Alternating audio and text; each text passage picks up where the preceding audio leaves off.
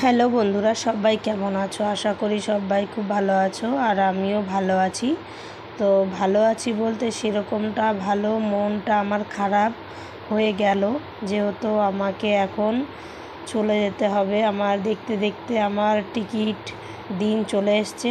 আজকে ছিল সোমবার, তো সোমবারে সকালবেলা গোছানো স্টার্ট করেছি ব্যাগটা, যেহেতু ভালো লাগে না মানে আগে গোছাতে।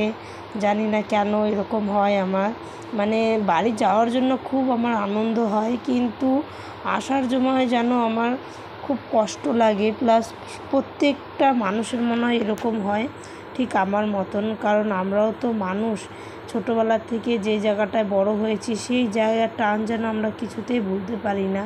সে যতই যা হয়ে যাক, তবু কিছু করার নেই। সব ভুলে, সমস্ত ভুলে গিয়ে আমার কাজের জন্য আমাকে বেরোতেই হবে, কিছু করার নেই। কাজটা যেহেতু আমার আগে, তারপরে সব, তার জন্য সব দুঃখ কষ্ট ভুলে গিয়ে আমায় আগে বাড়তে হবে। আর আমি প্রতিবার যতবার আমি বাড়ি যাই, তারপরে আসার সময় আমার মনটা খুব খারাপ লাগে। তো সেটা আর বলার মতো না, এতটাই খারাপ লাগে।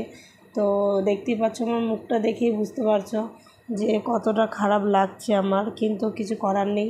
তো সোহিনী একটু ক্যামেরাটা ধরে দিচ্ছে, আমি যে বাবা একটু ক্যামেরাটা ধরে দে। তো আস্তে আস্তে দেখতে পাচ্ছ গাছানো হচ্ছে।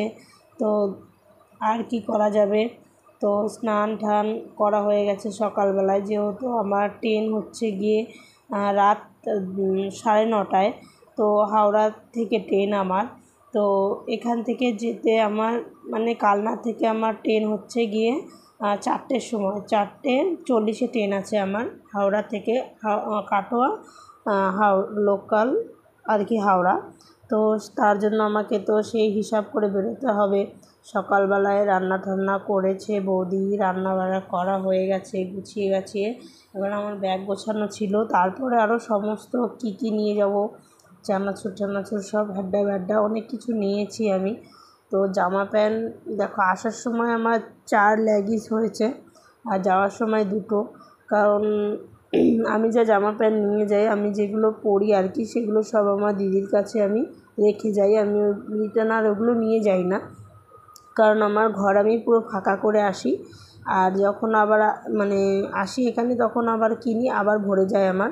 তো এই করে আমার 4টে বছর আজকে আমি কাটিয়ে দিলাম এরকম করেই, যে যাওয়া আসা করে। যখন মা ছিল তখনও খুব কষ্ট লাগতো, এখনও সেম কন্ডিশনের হয় আমার।